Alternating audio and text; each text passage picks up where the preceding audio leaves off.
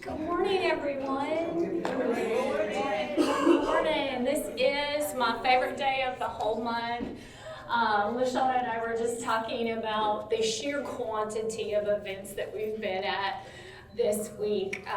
But this one is always my favorite. Why? Because all of us get together. And so for those of you who may be new, I'm Deanna Walderns. I am the one of two Pulaski County coordinators, and my amazing counterpart in Pulaski is LaShawna, and I'll let her introduce herself as well. Hi, for those of you that do not know me, I am LaShawna Bruce. I serve as the Pulaski County Southside coordinator. So yeah, we have two parts, North and South, but we're one. So for those that are servicing the South Side, providing agencies, then you deal a lot with me. Those on the North Side, we'll deal with Deanna. So thank you guys so much for coming. Good morning. And this mic is too hot. Really, I don't need a mic, for real though, to be honest. Because I'm trying to whisper, but that's not me. So let me get to the real me. Hey, I'm Shauna. Good morning. Thank y'all for coming. I feel better. Thank you. There we go. Okay, it's me. I'm Shauna. Thanks, Deanna. Hey, awesome. That mic was just... So, okay, I may have to scoot this up a little bit because I can't see the screen anymore. I don't like being way back here. There we go. I'll move it up some. So, good morning. This particular topic on education came as I looked at data. Why? Because that's what we do. We serve families, we build data, we look for ways we can make it better. And so we'll go ahead and go through some data markers as a whole, and then you're gonna see the same problem that I did. So let's take a look. Currently, the beautiful thing, I think in August, we said we were officially in 18 counties. Well, as of this month, we have had some launches and we are officially in 22 counties in the state of Arkansas. And so, as you can see, we are going further and further to serve more families. We do that together. As of this morning, because that's where this data was taken from, we are currently collectively all together serving 1,740 families. Absolutely. So, and this doesn't even include the quantity of children in there. So you can double and triple those numbers to truly look at the impact. As a whole, you guys get to see this. We do this many times. Collectively, this is the amount of stable and thriving that is done as our collective that has been served, the 1,600 families that have been served in the last 12 months, based on their initial assessment versus where they stand today in as an active client, an active family, in their most recent. So you can see, as a whole, we are moving some markers in financial stability. 78% of our families, and some ads, 78% of our families have moved marks into thriving at 78%. And so it's kind of a little stair step here. And so what we will do next is we're going to hone in specifically on Pulaski. Why? Because this is us. And so as of data from 10/1 to 9/30, so this is all of our clients over the last year. And so we have collectively served 420 families in the last year, which is phenomenal. I do amazingly have to give a shout out to all of our point of contact providers in our community and our amazing family advocates that are there doing the hard work every single day. And of course you, because we are collectively in this together. And so I also want to show of those families, 103% have increased in financial stability in some way. That may be a bill paid. That may be an in-kind donation provided by one of you. 45% of our families have moved forward in housing and employment. As you see, we have a very, very positive moving trajectory, mostly. So this is us, you know, inside of Hope Hub, as you are not only receiving referrals to your particular office, business, etc., you also join in as a connection partner to be added to care teams. And as of the 30th, these were our care team members. We have an average of 8 care members per family. That means 8 organizations, 8 of you are being joined into families to help them thrive. And so we are a little lower than the state average of about 11, but we're vastly making progress there thanks to all of you. And so, and I wasn't sure if we would have the ability for live data, so I did have to download these, or otherwise I would show you every one of you, all the way down to our smallest dots, because at the end of the day, those are more specialized care that you're providing. And so don't think that if your organization is a smaller dot that you are any less important to the collective here, because that means you guys are providing specialized care to help even deeper for our families. Can I interject on this? Absolutely. So we know what this means. And I'm saying we, like those that are a part of 100 Families. Who doesn't know what this is? Let me see if you really don't know. Don't be ashamed. Okay. Care partner. So this right here, we want big circles everywhere, right? And in order to do that, we need you all to get into the Hope Hub system. Who's in the system? Let me see your hand. Good. Who's not in the system? Let me see your hand.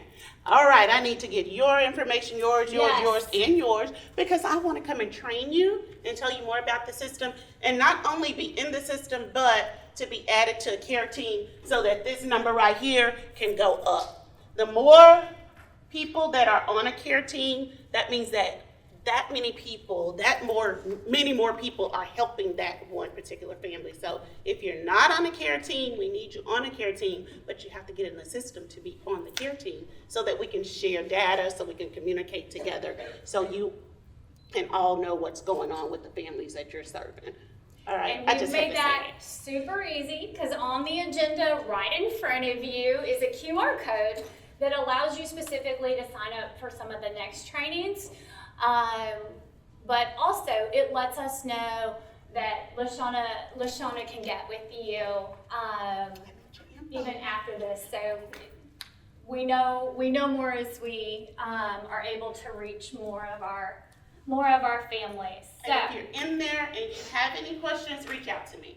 If any questions, just call me or email me. If you want to know why you're not even on care teams or why you're not being communicated with, call me and we'll figure it out, okay? Because I know sometimes some people are like, well, I haven't even got an email.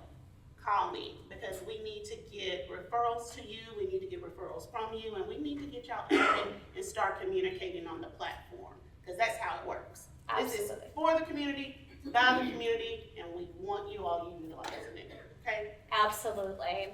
So we pour over this on a regular basis, because it is our test of where's the gap, who's missing, who do we still need at the table, just like what Shauna said, like who do we need to be able to connect. It tells us also collectively how our families are doing from a bigger whole county perspective. And so we pour over this some of us are a little extra nerdy, so some of us pour over this a lot. And you'll figure out who that is here real soon. So, I couldn't help but to go back to the data. Wait a minute. Did y'all notice? Did y'all notice down here? How do you get negative 1% on education? That was a gut-wrenching statistic. And so typically we collectively stand up here and celebrate. But sometimes you got to come in and ask the hard question. What's going on? What's going on here? So, me being a pillar of the community did what we all do. I went to Google. That's how I started. I won't lie. And I asked the question, what are the biggest barriers to school attendance and education success for youth and adult learners, particularly those impacted by poverty or unstable environments? I went in and asked the hard question. And in that search, there came a lot. And so there were vast. I lumped it into a category because otherwise I'd have had 55 slides up here and we'd have been here all day instead of an hour and a half. And so many of the barriers come into these exact spaces. And it also led me to a person that I knew that had just written a new book. Ruby Payne and Educating Students Experiencing Homelessness, Instability, and Disengagement. I poured over this, and then I did what I do as well. I called my friends. This is the beauty also of what we get to do together. I don't have to be the professional. I have to know those who are doing the hard work, because then I picked up my phone and I went, hey, Brandy, hey, Kale, hey, Christina, hey, Claire, what's happening? Is this what you see? Is this what happens? You know, I called all the school districts and said, what are you seeing? Well, we see missed attendance rates, that pulls them behind in education, et cetera, et cetera. And so that's what kind of brings us where we are today, is that space. Now I do have some handouts up here that can further some of the really nerdy education that I went through my rabbit hole on, but I'm going to invite the professionals to the table as well. And so one of these, because I've spent the last 2 months, this has almost been a very eye-opening adventure. Spent the last couple of months going, could you survive poverty? And there's a handout up here, just asking those same questions that I stopped and asked myself. Which comes down to, am I able to relate to the families that we serve? Could I endure what they do? In that, we have beautiful opportunities to work in and out of our schools. We asked our kids. I can't formally share with you because some of them put their names on there. But the number of 11, 12, 13, 16-year-olds who answered the question, do you feel safe? Can you move in less than half a day? Can you get a hold of a gun? Even if you couldn't buy one, do you know where to go? Was astronomical. And I want to invite all of our panel members up as we have and go deeper in this conversation.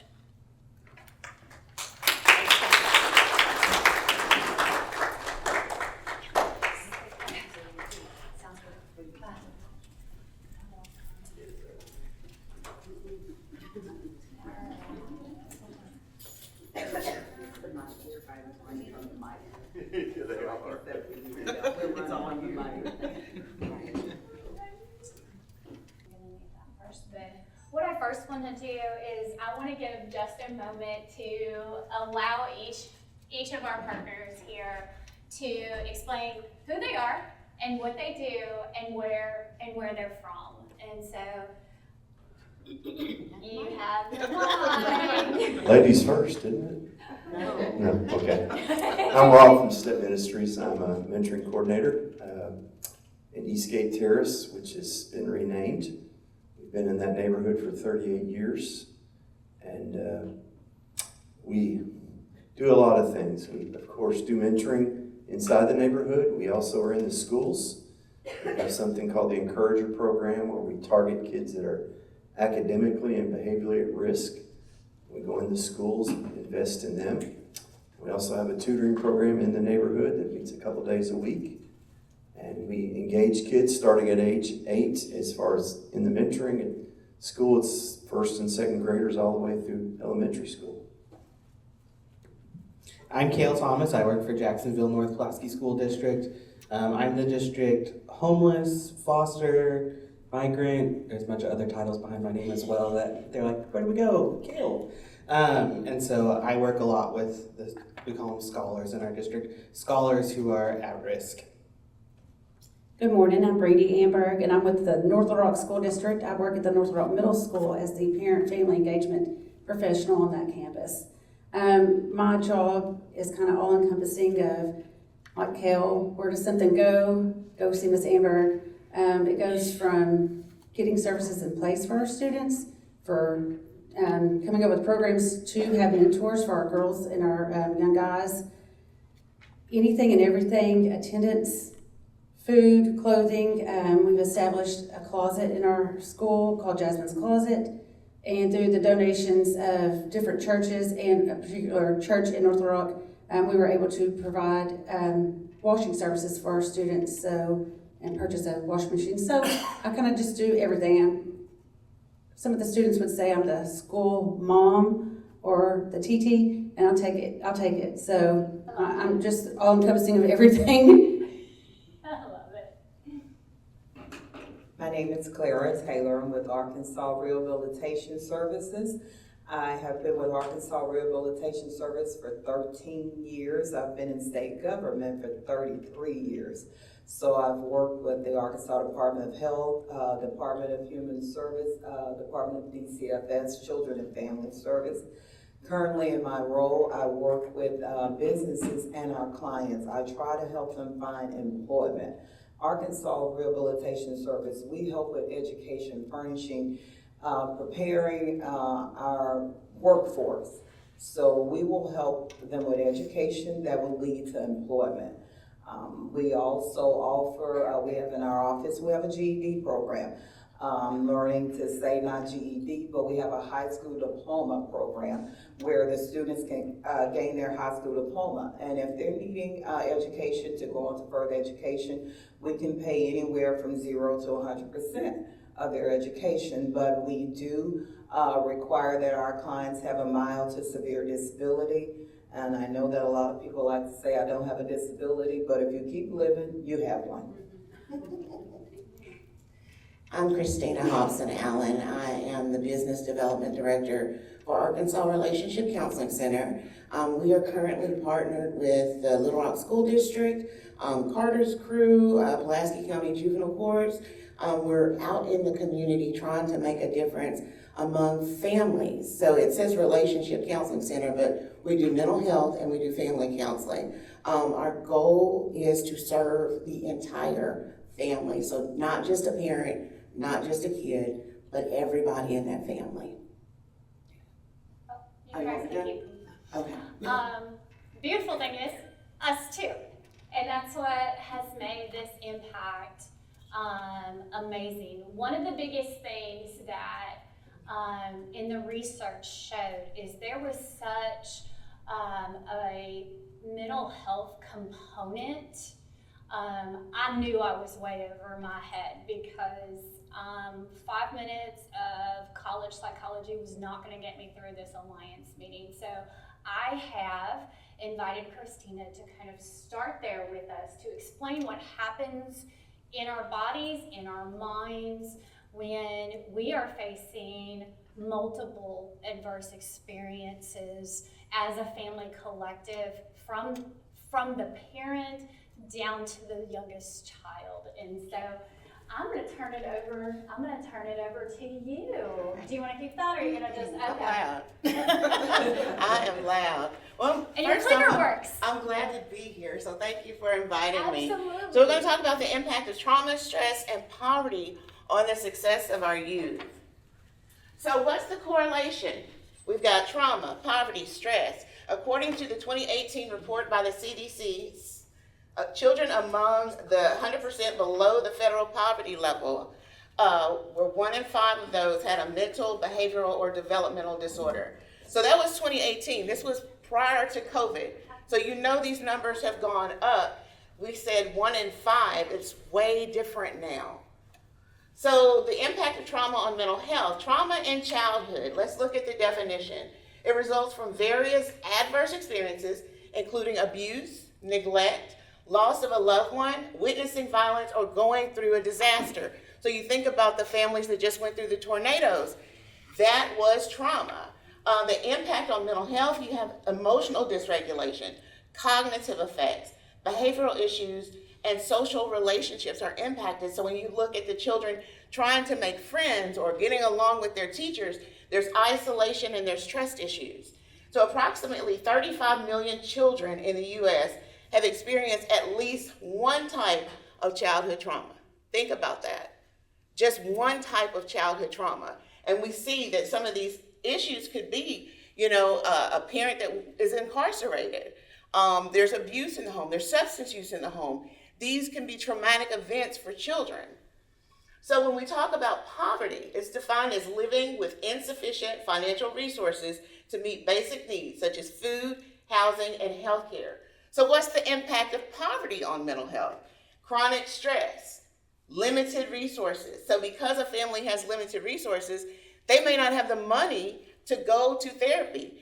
And if they don't have Medicaid or some type of insurance, they're left trying to figure out, how do I pay for this service? And that's not fair. That's not right. It should be a right to mental health services if you need it, because we all go through challenges in life where we could benefit from some mental health. I'm a witness to that. Family dynamics, financial stress and the strain on family relationships increases the risk of domestic conflict and instability, which impacts a child's well-being. Academic challenges. Well, if they're dealing with poverty, how is that impacting them in school? Well, if I didn't eat breakfast, how am I going to focus on the teacher? If my parents were fighting all night and I'm going to sleep in class, I'm not a behavior problem. I'm dealing with trauma, and we have to be trauma informed. Children living in poverty are... You hit on something. Okay, go ahead. Because, guys, wasn't that the phone call I made to every one of you? What do you see in our community? Can you guys agree? Like, we're seeing this day in and day out with the families and kids that we serve. Sorry, No, that's a good point. This is hitting so many Right. of those barriers that we've seen. Right. Children living in poverty are twice as likely to experience mental health problems compared to their more affluent peers. Twice as likely to experience mental health problems. We're not saying they're just sad or they're just a little angry. They're having more severe issues because of what they're experiencing through poverty. So let's talk about ACEs. Who's heard about ACEs? Okay, so these are adverse childhood experiences. So these are potentially traumatic events which include violence, witnessing violence, or having a family member attempt or die by suicide. Those are examples. So included in this would be substance use problems, mental health problems, instability due to parental separation, so a family that gets a divorce. That child could be experiencing trauma, homelessness, parental incarceration. So 64% of adults in the U.S. reported experiencing at least one ACE before the age of 18. Before the age of 18. So all of our little babies. And then you look at yourself and you think, well, what did I experience growing up? That was trauma. That was trauma. And we need to get the resources and get the help for that. Among our BIPOC population, so we're talking of the Black, Indigenous population, or people of color, Black and Latina children were 14% less likely than white youth to receive treatment for their depression. That's just one statistic. 25% of Black youth exposed to violence have proven to be high risk for PTSD. Study found that the suicide rate for Black children between the age of 5 to 12 was nearly twice that of white children the same age. Suicide was the second leading cause of death for Black children ages 15 through 24. Second leading cause of death, suicide. Think about that. Adolescents of color who identified as LGBTQ were especially at risk for suicide attempts, and Black children and adolescents who died by suicide were more likely than white youth to have experienced a crisis during the 2 weeks before they died. So 2 weeks before they died, they went through some type of crisis that pushed them over the edge. It's not that they didn't already have issues, but whatever was going on in that moment, they couldn't handle it. So what are we doing for our babies? What are we doing for our children? What are we doing trauma-informed in the schools to help our children function on a day-to-day basis? That's the question. So we have a collaborative process, and this is something that 100 Families is doing for us. We're identifying the problem, okay? And we're doing this today. We know there's a problem. We have to select and adapt programs and policies that we're going to put in place to help our families. So once we select these things that we're going to do, we implement the implementation phase. We monitor our processes, and then we evaluate the outcomes. If the outcomes don't look the way we want them to, guess what? What's the next problem? Let's go through this process again. So this is our goal. This is our collaborative process. All of us coming together, this is what we're doing. And then when it comes to supporting your students, this is just some information that can help support a child in education, positive classroom environment, social emotional learning, consistent structure and clear expectations. If the baby don't know what's expected of them, how do you expect them to behave a certain way? You have all these expectations of these children, they don't know what you want. Be accessible and approachable. So if you're having a bad day and it's affecting you, imagine a child having a bad day. How do they respond? We have to be that support. We have to be approachable. We have to encourage positive peer relationships. So bringing the kids together, addressing bullying, addressing these issues in school. Yes, you could be suffering from depression. Yes, that feeling that you have where your heart is doing this is anxiety. Educating our children and then learning to collaborate with parents and mental health professionals. So that's where I come in. So if you do see a child that is experiencing behavior problems, just know that child may not be bad. Don't label a child as bad. And we've done that. Oh, that child's just bad. No, there's something going on with that child that needs to be addressed, whether it's a chemical imbalance, whether it's trauma, whatever it is, we need to address it as the adult. There you go. Thank you for that. Yay! See, I told you guys. All I got to do is a Google search, and they got it. And here's kind of two parts of what are you guys seeing within the school? Because when I had a hunch, many of you agreed. So not only what are you seeing within our schools for our children, how have you guys also approached that? So I'll start. I'm also a mental health professional, and so I work. Right now, our superintendent has tasked us with looking at all of our processes and making them trauma-informed.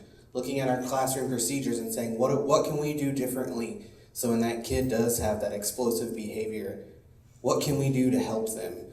I'm also a foster parent. We have a kid in our home right now who's 4 years old. I'll just be totally honest, he's got nothing in his room because everything is a weapon. And it's because he's been through so much trauma in his life, he doesn't know how to appropriately respond. And so it's the same thing in our classrooms. When those kids explode or, they shut down, it's not because, like she said, they're bad, it's because something's going on. And so in the schools, we're seeing that 24/7, especially post-COVID, right, I'm gonna pull that out. Our expulsion rates hiked up. You know, it's because these kids were at home a lot of the time, and if they're in poverty or they're in, homelessness situations, where are they going? What are they doing during that time? And the trauma only built through that. And so those behaviors, those, I want to say attitudes almost, somewhat have been normalized, that it's okay to act this way when it's really just a response to trauma. And so we're trying to figure out what can we do in the schools. So I don't necessarily have a great answer for what are we doing. We're looking at working on it because realistically, we thought we had behavior issues. Well, that we do, but it's because of a different issue. So we started back through the cycle of what can we do to make sure that we're doing it correctly. What I see at the North Rock Middle School, I get this 7th and 8th graders, and so I've got right at 1,086 students on our campus. Just across the courtway, we've got 640-something 6th grade students. I see relationships that our students don't understand relationships, and so they are not getting the relationship foundation at home. There's not, and it goes back to the parenting part of that, is who's in charge at home. And to just kind of go off of the COVID is, for many, many months, we had parents, very good parents, working very hard, trying to pick up shifts, trying to do things, and leaving their children unattended. And so during that time, social media became the gap filler. And when the gap filler of social media came on, the idea of how to, and what is realistic was very skewed. And so I think that's what we're dealing with right now, or the animal is our social media. It's the availability of our social media, and it's not that our children should not have social media, it's just their brains are not wired yet to understand how to interpret what they're seeing as being real or being fake. So they live kind of in a facade of needing to always one up or always wanting to get back. I hear kids in the hallway, I'm gonna get my lick back. Well, they've got to always get a comeback. There's not just like, oh, it was a mistake, he bumped into me, or oh, she just bumped into me. It's always a retaliation. And so when that pattern continues to go on as they get older, the retaliation is just a different retaliation, which then can be, maybe I don't go to school, maybe I don't do this. So then you have an attendance problem, or that teacher didn't care anyway. We have failed on the education side of not building those relationships from the foundation up. And so I think when you have 7th and 8th graders, it's very trying anyway. Middle school stinks. I don't care if you were a middle school kid in 1992, it stunk. And that's just part of it. That's the reality. And being more vulnerable, our staff being more vulnerable to relating that, I tell my kids all the time, hey, I remember being in middle school, it was terrible. But I got through it. You can get through it. So I do think that having those encouraging conversations with students and adults being vulnerable. Adults don't know the social media thing either. We're learning it too. So that, I think, is the biggest key, is the behavior side of what we see is the social media is just keeps it going nonstop. I think that's it. But in what we've started to see in this last year is it's not just our children in trauma, but they're being raised by parents from trauma. And so we have the parents of those families, and we're trying to connect them for further education because we know that's the way to the next great job, the next career, something that can put them in a place that they can excel in. But I know from experience over these last about 6 months that even we're failing in that too, because what has happened is we are working hard, but many of our families come in and they don't last. Our parents will come in and they don't last a week because something happened at home or they couldn't get there the next day. Clara, can you speak into that for our adult learners? One of the things that I see is that, as you said, they are adults now. When they come to our office, normally they're already 18 years old. So they want to go to work. That's the first thing they wanna do. They wanna go to work, they wanna make a living, and they're expecting a salary to make a living. Well, we're not there yet in Arkansas. And so the rent, the food, all those things are expensive, but the salaries have not met. So when they come in and they want a job, we can find them a job, but it's so many other issues, they won't stay on a job. So we're finding a job after a job after a job after a job. And then we have to realize that it's really not a job, the trauma, as we're talking about, it's the trauma that we have to get rid of first. So we receive kids or young adults that are coming out of the school system, they still cannot read. Right now, there's not a bank in Arkansas that is not hiring, but they don't know math. The math has changed, so no one wants to go to the bank. So one of the things is, just like we're doing today, we need a wraparound service so that we can help those adults. GED program is also going back, and they will do a tutoring for math. A lot of times when they come, they can't read. GED is not the place for a person who cannot read. They need literacy first. School system right now, they didn't do well in the school system. So they don't need embarrassment. They need to go to literacy. Normally that's one-on-one, give them the confidence to build their skills so they can read. And I think once they get that confidence, then they can go on to other employment. They can go on to other things. So right now they're faking it until they're making it, and they're not making it. I've got a thought on that too. Absolutely. I think something we have to promote is resilience, and I think we're missing that component. Yes, you went through trauma. Yes, these things happened to you. Now, how are we going to deal with it? How are we going to bounce back? How are we going to get ahead? Because yes, we're all impacted by something, but the resilience piece, promoting that with our kids and with our families. Let's bounce back. What now? You went through that. What now? What can we do now to get you back on track? So I think resilience is a big part of that. Absolutely. And Christina, to just piggyback off of what you had said earlier, this goal of adjust. And so as a community, that's what I'm asking for, is how can we best adjust together to meet some of those needs. And it's not that we've done it bad.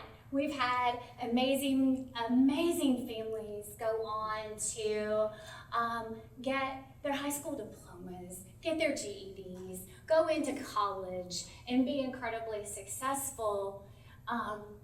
But we're not making it to that point every time. And I'll tell you for one, when your mission statement includes that we are going to help families get from crisis to stabilization and on to thriving and career, we got to do this together. So anywhere, and that was the biggest part of today, was going, hey, I see the need for adjust, and I see we have the right people in the room and the right opportunities, but if we're all dealing with pieces in silos, we're missing our mark in a lot of ways. And so I want to also, Rob, you're in the community. Not only that, but your team very specifically works with those children that you've walked those streets with those kids. I've seen it. You know what happens after school, you know what happens with their parents, and you're helping bridge that gap between 3 p.m. until 7 a.m. and they can show back up. And so can you speak into how that's been and just the power of mentorship? Kind of the challenges are increasing. I mean, all of us are very much in agreement with that, and the suffering and the inability to be a child is disappearing. And that's a piece of what we want to do. We want to let kids be kids. We want kids to feel safe. We want kids to know they're loved, and we want kids to know that they can be kids. And so all those pressure points, we try and remove when they're in our presence. That's a big part of our goal. We didn't talk about or mention the gender thing. Is I'm seeing it crush kids. I'm seeing kids become suicidal because they're so confused and they're getting more confused. And you know, I was thinking about the data now, and if we could look back at some of the data and make a comparison, I think it would really strongly confirm a lot of those things and issues. So we stand on truth, and everything you guys identified is true. Last year there were 2 kids killed in Little Rock that were 13 and 14. One of those boys was a part of our mentoring program. He experienced a murder witnessed a murder in the summer. His mom became addicted, and that addiction kind of took her over. He ends up buying a gun. He ends up in Little Rock trying to sell the gun that he had back to somebody else that the gun was stolen from. The guy gets the gun and shoots him in the back of the head. 13 years old.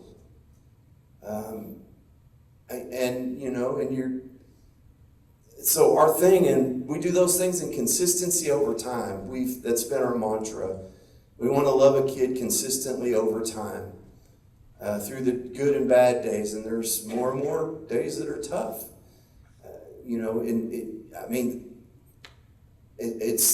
I wake up some mornings and I'm just like, there's just not enough hours in this day.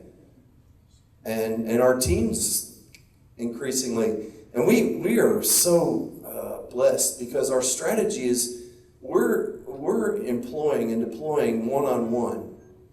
So we're not having one adult to a bunch of kids. It's one adult to one kid, and we facilitate all that. And then that relationship becomes the foundation for everything we do and everything we want to do. So kids tell their mentors often, "You're the reason I get up and go to school every day. Because you care. You're the only one." And just something that simple is huge. And then mentors start waking up like, wow, I didn't realize how important this relationship is, and that it really brings life to both of us. It brings us to this place, and we've kind of come to the place. We've been in this neighborhood for 38 years. We've started another mentoring center in Little Rock, and we're starting to spread out, but we're faith-based, and so our mentors come from local churches, and being able to deploy into more neighborhoods and more parts of the city is contingent upon the church, and the people in the church. Mentors that come are the greatest resource we have, because they're the ones who are, loving the kids. We're just providing a platform for that to happen. But I think we all know that, it's getting tougher and tougher, and the things that are being posed and that are stealing their childhood they're coming fast and furious. And as a person engaged, your heart it gets crushed, but that's what we know, and that's what we do, and it works. Loving kids consistently over time and being there in their life. That's us. That's what we do. At the core of what I've heard there is, and with everyone in this room, it's come down to relationships. And that relationships matter. And, when crisis hits, many times, many of us in the room unite together. And that's the beauty of what we've been able to create here, is a platform and an ability to communicate together. Just last week, a child in one of our schools witnessed a murder. I didn't just sit on that information. I sent a message over, hey, can we get this child some mental health? She won't even talk right now. And we wrapped around instantly, was able to put the school in there, was able to put mental health in there, was able to go, who do we need to put in place? Who are the safe people? Yep. Who are the safe people in this room to wrap around those families and adults? I'm gonna swap mics, because I want this one to be a little more interactive. Sorry, guys. Anyway, I want to open up. We have a lot more questions that we can ask. But I want to hear from you guys because you are also the change makers in this room. Deanna, I want to say one thing, Sure. is that all of us in here are here because we're concerned about the children and we're also concerned about the families. We have to remember right now, we have to remember culture. Culture is a big thing. So everyone cannot be put in a cookie cutter program. It's an individualized plan for each individual, and you have to hear what they're saying. We have an outline, this is our rules, this is what we do, but we have to deviate from that. And we have to look at that individual, and if we really want to help that family, we have to walk them through. As I said, I've been in state government for 33 years. If I was an individual coming to receive some services from state government, I would quit. It's not easy because a lot of times boots on the ground do not have all the information that top management have, but we're boots on the ground. So sometimes we have to go ahead and walk them through. I had a call from your office. They had someone who applied for our service and it had been 2 months, 3 months, they had not heard back. That's what they need. They need somebody to stay with them, make that call for them, get them to where they need to be, and get them let them see the progress that's being made. You cannot have them fill out an application and leave it at there. You have to go back and you have to do the research and say, hey, I had a client to submit. We all are contacts to each other. So when you have someone submit an application for a service, we do the follow-up. Right now, they're in trauma, so they're not going to follow up. No. So if we're gonna walk with them, we need to walk all the way until we get them close to the finish line or to the finish line. But don't forget, they have to have some buy-in. Oh, absolutely. And I think that's the beauty that our family advocates and so many of us get to do in this community is sometimes at the end of the day, you know that family that needs you to sit beside them and help them fill out that application. And alongside. And then you also know those families that sometimes they can, but they've put it off for months and months.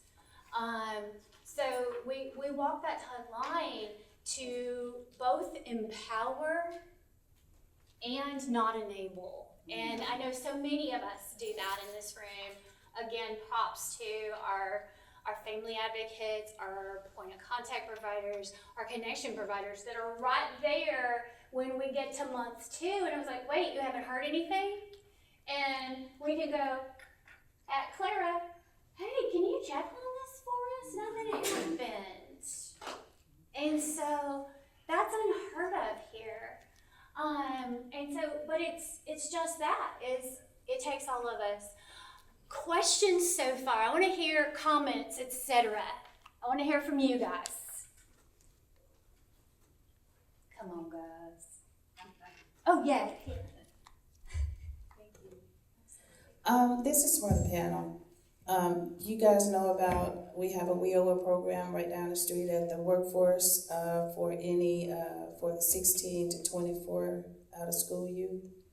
If you guys know anybody, we have a program right down the street. We have tons of WIOA funds, and we're trying to give it away. I mean, people just don't know about it, so I want to at least let you guys know. The WIOA program, WIOA program is right here at the workforce. Yes, ma'am. Not yet. They're No. low note, but we're about to get them. Well, actually, we're all over. I have an office in North Little Rock, right down the street at Workforce, and also in Conway. But we have a team right here, and they should have been here today, but I'm gonna take this information back and make sure that they get enrolled. Because I work with the juvenile courts, I work with the school districts and stuff, and if y'all got those funds, I'll be glad to see them. We I told you it was in this room. Yeah, there's, Like, flood them to me. we need That's why that. I'm asking, like, are you in hope of? Because I would love. Well, we will, when I leave here, I'll go over here. When I leave here, I'll go over there. Yeah, we've already been talking, and so don't worry. We're for sure. But, even here, there's a lot of other, I change glasses a lot, and I don't mean to take over, but there's so many resources out here. I know, have you guys heard about the NACA program for housing? I was just there at a meeting about a month ago, and they have some really great opportunities right now. So for the homeless people, I don't really want to say, well, for the homeless people, I'm on the board of Providence Park.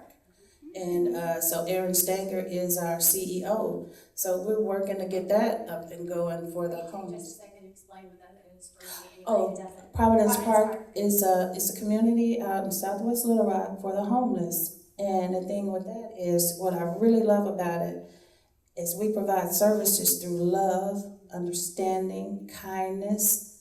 So we're trying to rebuild that person, which helps to rebuild the families. Also, Little Rock has, I'm sorry, y'all. This is what it's about, guys. Little Rock I left us lots of time for this. Little Rock also they're building their own homeless community, and this is for the families, but it's a temporary, arrangement. But Providence Park is, they don't have to move. This will be their home. I wrote some notes here. Let me put my glasses back on. I met with the lady at CAPCA.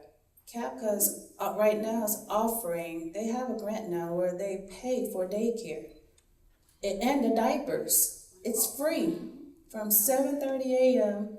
until 2 o'clock, and there's no stipulations. Most people, they want you to be in school or looking for a job. You don't have to do this with them. So it's from 7:30 until 2 for 6 weeks to 2 years old. And then they have a 3 to 5 year old program as well. And they provide diapers. So all you have to do is show up with your kid and milk. So CAPCA, I'll give you guys my information. I'd love to connect with anybody who wants to connect with me. I'd love to have a Zoom, bring these people on so they can tell you about these programs. They're out there. People just don't really know a lot about them. U of A, for the mentors, anybody in mentoring. U of A, I'm working with them. They have an IT cybersecurity program that's free. Also, I'm working with them to bring in an electrical, industrial, and mechanical engineering program that's gonna be free. So, there's programs out, hold on, I wrote another note. I think that's about it right now. Again, as I'm saying, the programs are here. We're all here because of a program. But the programs are no good if our clients or the people that need them, if we're not walking them to those programs. Transportation, we know, is a huge issue. And so, we have to go back and we have to say, okay, what can we do different? How can we get them there? They're there. All of us are here because we have programs, we have things to offer. Transportation is just a big issue. As you say, you have childcare. Yes, we need that information because we don't want them bringing their kids to this program or to a meeting that may take 2 or 3 hours. But if they cannot get there, our programs are no good. Can I say something? I'm just gonna piggyback off what you were talking about, the programs, and the programs are only as good as the people that go to them and want to work them. We also have sobriety that plays a big role in not being sober, if that's legalized marijuana or if it's just those that are doing recreational drugs. That plays a huge role in our employment status for our parents, and then for those young teenagers that are looking for employment. They don't see the consequence that they may have to get a drug test, or they may not be eligible for that. They could have all the head knowledge and heart knowledge to do the job, but because of recreational choices, they disqualify themselves as well. All right, guys. I know there's so many answers in this room, so who wants to talk next? I gave full 30 minutes 25 minutes. Yes! Ms. Dolly told me I need to let you guys know what the WIOA program is. I'm sorry, I didn't. Didn't tell y'all, it is the Workforce Innovation Opportunity Act. That's it. Hi y'all, my name's Megan. I am a case manager for Hope Movement Coalition. Some of you guys might have heard of us before, might have not. We help out families who have lost someone to substance use disorder or fentanyl poisoning, very unexpected. You guys kind of talked about addiction a little bit. We do have a lot of kids in our families that have that grief and that trauma that you guys talked about, and they do attend those school districts. I'm just curious what you guys do within the school districts to help those kids out. What can we do? Because we do offer grief support. We offer funeral assistance, PTO assistance, guardianship assistance to our families, but we also do have our grief support. So I'm just curious, like, what we could do, but also like what you guys do within those school districts, because it's also very hard for us to get into those school districts as well on a topic like this.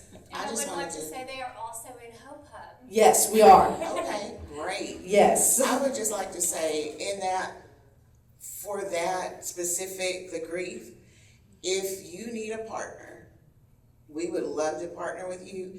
You said you all offer the grief groups? Yes, we do. We have monthly meetings both in Northwest Arkansas and in Little Rock. Okay.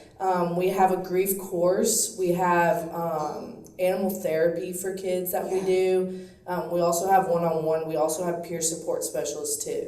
Well, we're in the schools dealing with those issues. So being able to send them outside to get those resources, those families, is powerful. Because even though the mental health provider is there, we're doing our job on site. But if that family can get for additional services, that's powerful. And that's that whole wraparound idea, is that we're connecting the dots. You know? And so I think that is huge, and I would love to meet with you about that. And if you need interns, we have interns that are training to be counselors, and we would love to have, you know, if you were missing a staff member, or, you know, to train them and let them go out and train, we would love to do that partnership. Absolutely. And I will say too, like, as a case manager, I'm with these families constantly, and I'm talking to them every single week. I'm checking in on them, kind of like what you guys mentioned about having that support constantly, checking in on them, making sure they're employed, like just making sure everything's going okay. But yes, please, I would love to talk to you. Yeah, that's great. I'm gonna just ask, do you see, with the step ministry in the 30 years, perpetual grief cycle going on?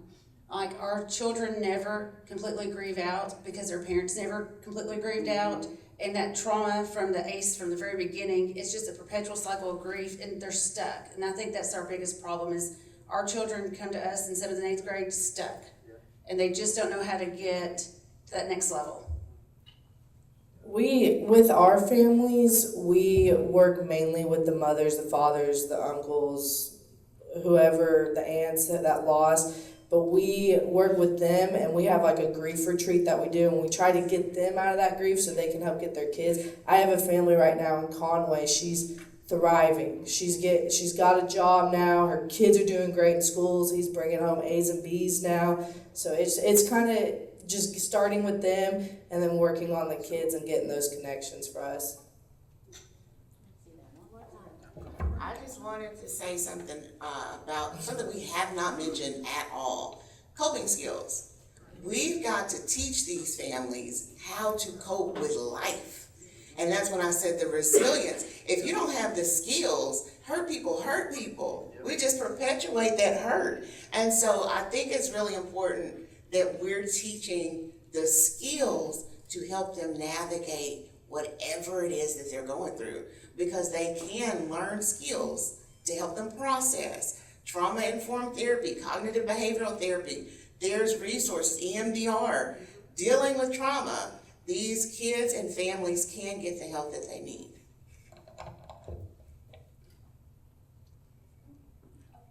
Hello. So I just I'm Shia Taylor. I'm with Centerpiece of Life, Inc. We are based out of Atlanta, and I just came here recently, so I'm trying to just get in the community and see what the needs are. Our two main programs is My Tribe Motherhood, where we support women who are pregnant all the way through having children up to age 5. We do that with doula support and also educational meetings. We have a neuroscientist that's on board to help with the cognitive therapy and coping skills and things like that. And then our second program is Life After High School. So we provide wraparound services through community relationships, where we focus on education through Meta, Google, and IBM for tech. Of course, that will be after literacy and things like that. And we offer educational coaching in that area, and it's completely online. So a lot of those barriers are taken down. But I just wanted to say the trauma-informed care is absolutely it. I took training with Ruby Payne, the AHA process. But the thing about trauma, I think for all of us to know, I'm a trauma kid, I'm a DV child survivor. So I wasn't in DV, I witnessed it. And what I learned from that, and also coming to the other side of the table, is that trauma is an inheritance. The child may know nothing about why they act the way they act. It can be simply passed down. It's a trait. It's no different than my hair color and my eyes. And so if we see not only children, but adults in the lens, that they could be 35, but they could really be 5 cognitively or emotionally because of the trauma that they've inherited, I think it makes everything a little bit clearer, right? Because we also have our own trauma, right? Of how we see things and how we respond. But that gives us the resiliency to continue on by seeing that everyone has trauma, just different levels. Right. So I love that. I want to ask all of the programs that are here and all of the providers here, how many of you offer transportation? We do help out, like if they have a vehicle but can't afford gas, we help out with that assistance. So we'll give them a gas card or that. So do you all see how many people offer transportation? Pretty much none.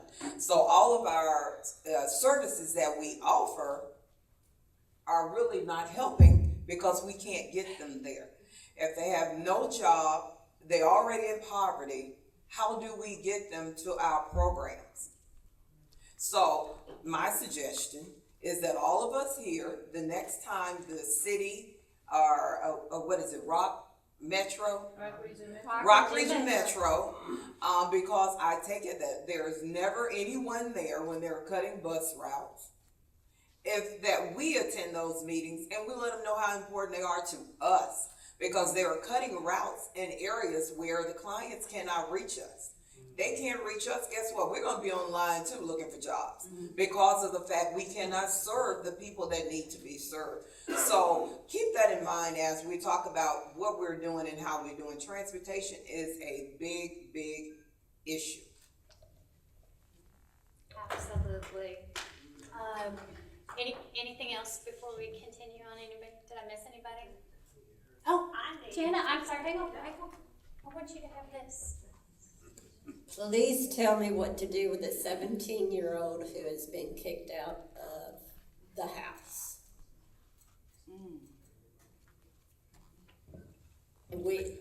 Have you heard of Immerse? They won't. They're unfortunately 17. qualify until they're 18. Everybody has this 18-year-old thing going. Yes. They're 17. If anybody has advice, and now that you're in the school district, I mean, I work, being in LRSD, I work with the counselors, and now we have even fewer social workers. From what I hear, this year we did have quite a few interns, but and I work closely with the counselors. But what do you do with a 17-year-old who has been kicked out of the house? Parent won't give permission for certain Like an programs, et cetera. participation in the Immerse After School program. And we're trying to work around that. Shelter. Does anybody know something that I don't know?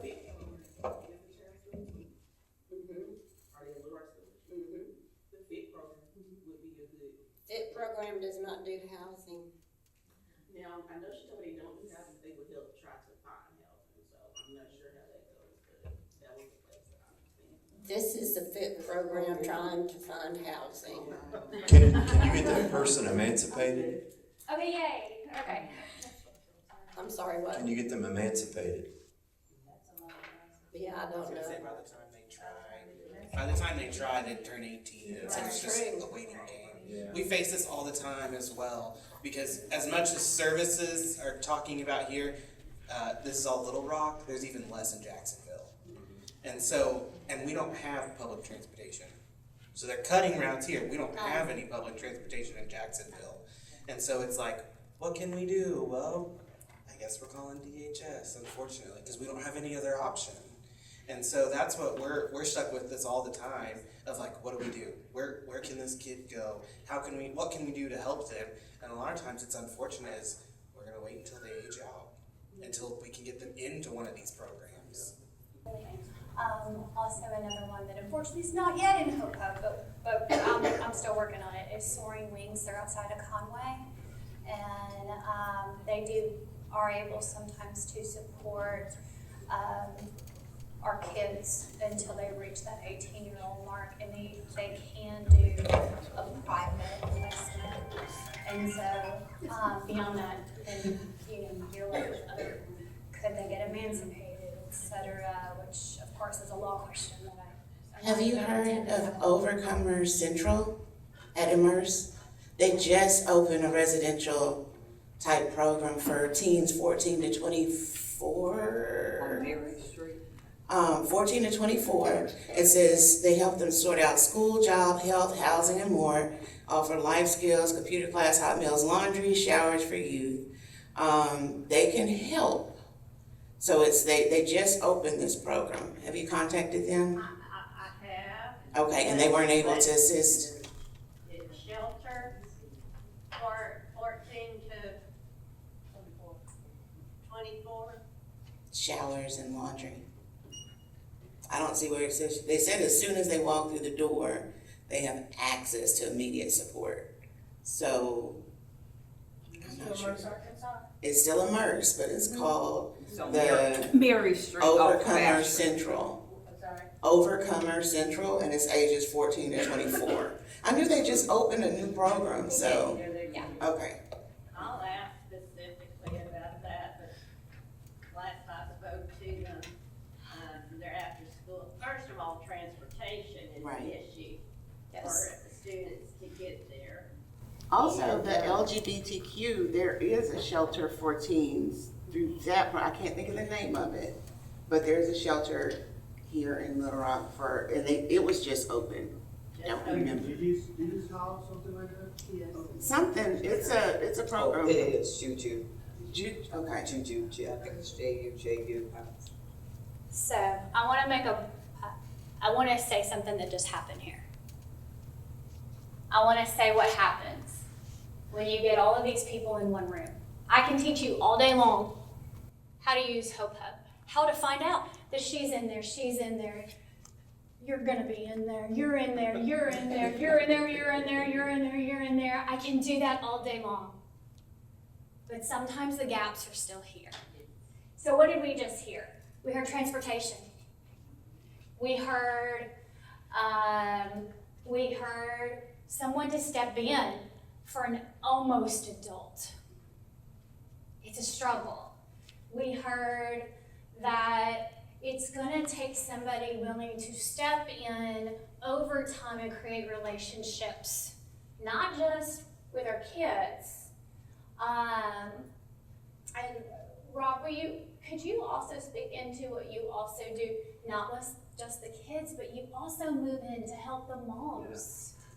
Yeah. And that's, I think we're onto something here, but we're onto a space that is a gap. And so how do we fill a gap? We fill a gap right here sometimes too. And so this is kind of where I want to shift is one, I want to show what mentorship can do with adults too. And let's take our last few minutes to have that conversation of what next. Yeah, basically we do the same things with moms that we do with kids. It's called the Moms Ministry. And we have kind of 3 different groups right now. One group's been in place, I think, about 22 years. And so some of those ladies from that group are now leading another group That group's been in place about 4 years. And so we keep branching off, doing the same thing we do. We're just consistent over time, and we try to get better at what we do. We do the exact same things, all the skills y'all are talking about. Those are all things we're trying to build into the moms and teach the moms. And if we can do that, like y'all have already figured out, of course, it affects the kids. And we don't have to always teach the same things to the kids, because now the moms are teaching the kids those things.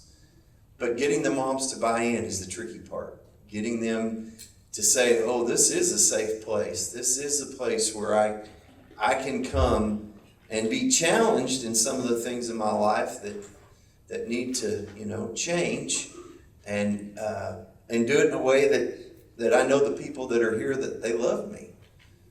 So having moms that have already done that and are transparent and consistent it works. It's awesome. And yeah, that's what we do. We do the same thing with the moms we do with the kids. It's the same needs, really. You just have adults that have not had those needs met as kids. And so, I call it reparenting. We're doing a lot of reparenting with the moms. And the ladies that lead that, they're all amazing and committed. And they're deep in each other's lives. They're taking each other places. They're watching each other's kids. They're doing all the community stuff that's kind of missing. Absolutely, thank you for that. In that, this was meant to be a hard meeting.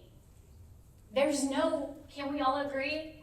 We all don't have the answer today. And usually I like to wrap these up in a beautiful bow, but I can't always do that. And so this is where, though, as a community, and this is where I want to end that conversation, is who could we invite alongside? Is it, a volunteer service that could come in and offer a ride? Is it a church that could offer Uber rides, or etc.? Like, how can we move as a community into that space, number one? And then number two, this is a topic we're not going to answer today. And so I want to also add in that we are moving in this last quarter into a new Pulaski, and that we want to put together committees to talk about these very hard things. And because at the same time, did you hear how many things we solved in this room today just being together? For me, it's, oh, hey, I don't have to, I now know you're there. You're right in Hope Hub, so I have this thing. So when I get a phone call from one of our providers, they can turn around now and look you up, Megan, and call you, because I can pretty much guarantee there's a whole lot of people in this room going, yeah, we've had that happen last week, but now I know I can look you up and call you in Hope Hub. And so I know a lot of times it seems that we're pushing this beautiful database of things. And yes, I'm just going to get to the point of that. Yes, we are, but we are for these hard things we can't answer by ourselves. But I know that together we can. And so, what are your ideas? Who do we need in the room? And who would be willing to move forward into a committee to have these conversations on the regular? And it may be, I can promise you January. Fine, we'll do one in January. But this is where it's not just a room to get amazing information. And guys, thank you. Thank you for being willing to answer the call and the hard questions, because I know it's not a perfect answer. So I'm gonna throw it back to you guys. Who else? Give me some ideas here. And this is the beauty of these moments, is I love it.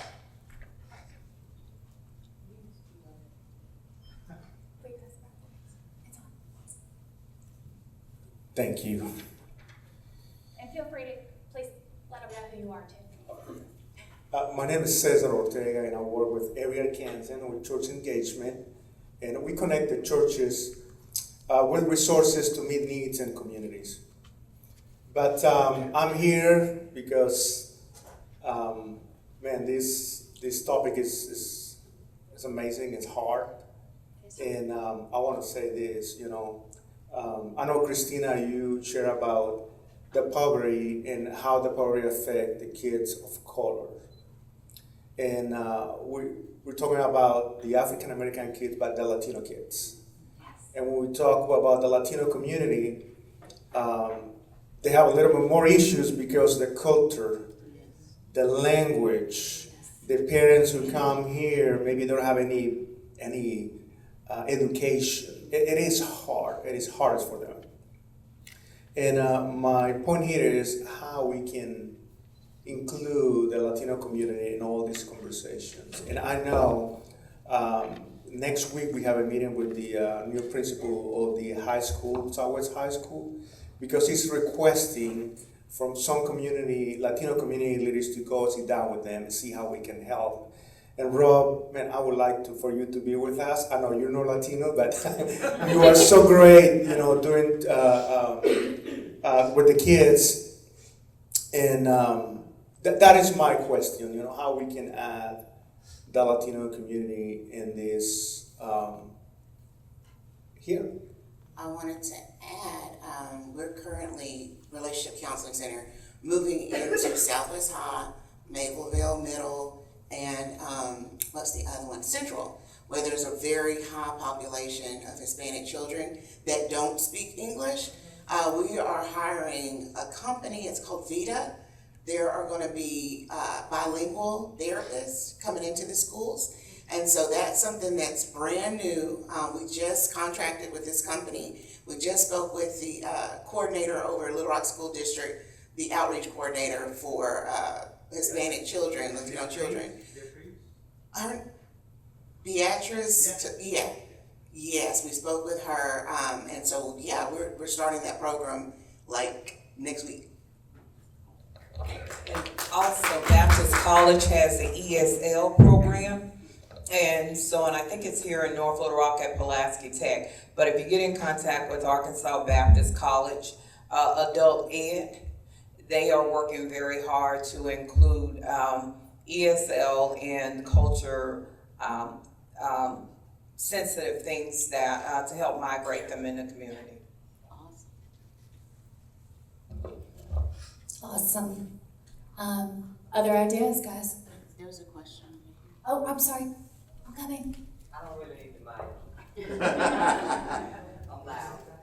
So I work with DHS, which everybody knows us, and in a negative way, but we No, you're a superhero. Yeah. So I work with the Disruption Placement Unit, and I work with the Disruption Placement Unit at Pulaski, and this is my other superhero. She works with our unit that helps place children out of state, Miss Catisse Mason. So she is another superhero. So I appreciate being here today and dealing with trauma and everything. We deal with that every day. We deal with our children my unit deals with the children that are on the high risk end of the spectrum that in our foster homes. So that can go from 0 to 10 meetings a day.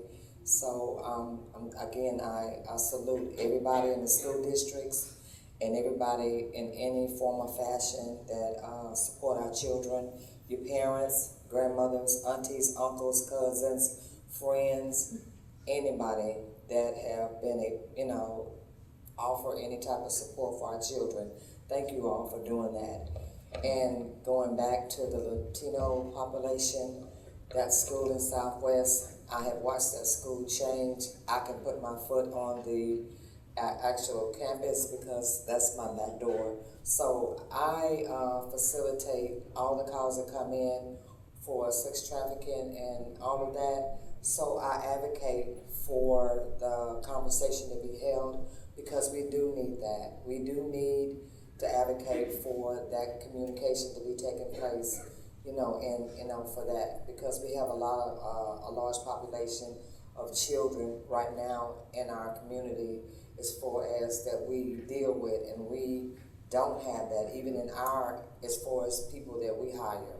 So we're doing the same thing because we're seeing a large influx of sex trafficking and kids coming into our care that we're having to do, that deals with trauma, that has been exposed to a lot of different trauma.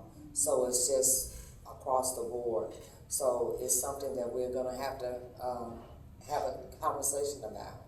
It just is. And so I'm glad that we're coming together as a melting pot and having this family. When you look at that and say 100 families, that's just what this is about.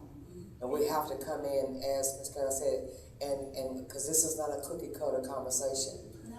We have to come in without preconceived ideas and realize that we have to be able to come in and say that we have to be able to facilitate all families, and be able to have the ability to listen and be available, to help all these kids. You know what I'm saying? And that's what I appreciate. And we got some good information. So I got cards. My cards is ready because I got my cards ready and I'm ready to go around and get my cards out. That's a beautiful segue. Deanna, before we close, Miss Dolly Fountain is over there with me. She's on the workforce service side in Little Rock. I'm here in North Little Rock and some of Little Rock. But I just ask that you all put your tax dollars to work. This is state government, and we're trying, like we're trying to get in the school district. If you're here and you're in the school district and you don't have Arkansas Rehabilitation Service in your school, then you need to make that call, because that is important. If you have 10th, 11th, and 12th graders in there, we're prepared to pay for them to go on to an educational training, whether it's a trade school, 2-year college, 4-year college, welding, whatever they can think of. And if you want to prepare those kids to go on to a career, it's not a fight. It's your tax dollars at work, and we should be in there talking to your kids and letting them know that they do not have to go into debt trying to get scholarships. Well, they do need scholarships, but taking out loans. We are here, we're there, we're trying to help. And the pushback is just those different silos. So most of you all here are individual and private, but we are your state dollars at work user. I was just gonna say, when you ask what is needed at the table, and I would say at the basic level, our state representatives, those that we go to in November and we're gonna elect, those that are running, get out there and start talking, because they only know what they know.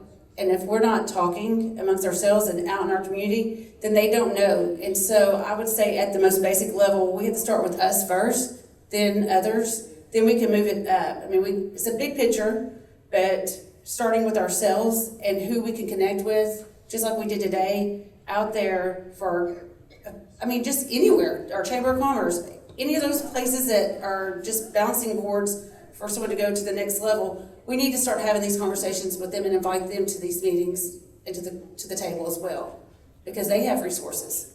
Absolutely, absolutely. And that's the biggest thing I wanted to say here is we can start in one area, but it all touches each other. It all touches each other throughout all of the service areas that we serve. If you gave a recommendation of somebody who should be in this room, I'm not hard to find. This is my email. Sometimes you gotta catch me because I'm running 800 different directions, but I come back to this. I wanna hear those people that we don't have in the room. Why? Because I'll go out of my way to go there.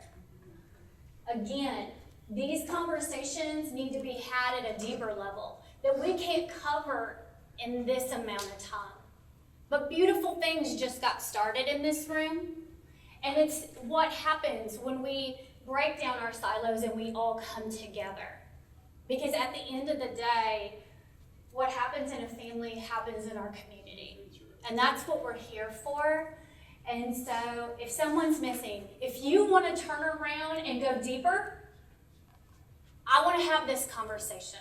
I want to have a committee that is genuinely going to talk to our legislators, who is really trying to go deeper, to be able to go further for our families. And so I want to give a special thanks to all of our incredible candidates. I also want to thank First Baptist Church for hosting us. We appreciate you so much and all you do in the community to serve families here. And so thank you all. I do want to, one closing thing is our next Alliance meeting will actually be a launch for our Smart Justice initiative that is occurring. That will be on November 7th. And so if you just want to kind of make a note, you'll start seeing more information coming out shortly. Thank you all for being willing to come in and have hard conversations. I appreciate you more than you know.